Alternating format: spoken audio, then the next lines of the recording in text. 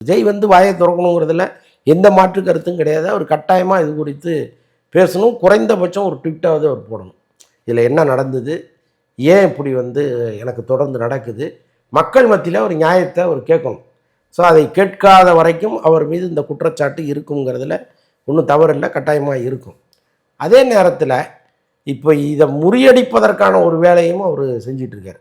ஒரு புறம் நீதிமன்றத்தின் வாயிலாக, இன்னொரு புறம் வந்து எப்போ வந்தாலும் நம்முடைய ரசிகர்கள் நம்மளை கைவிட்ட மாட்டாங்கங்கிற ஒரு எண்ணம் அவருக்கு இருக்குது. இன்றைக்கி வந்து இந்த படம் இந்த நேரத்தில் வரும்போது எவ்வளோ பெரிய ஓப்பனிங் இருக்குமோ இதை விட பல மடங்கு ஓப்பனிங் இந்த பிரச்சனையினால் அவருக்கு வரப்போகுது. ஒரு காலத்தில் விஸ்வரூபம் படத்துக்கு இதே மாதிரி ஒரு பிரச்சனை வந்துச்சு.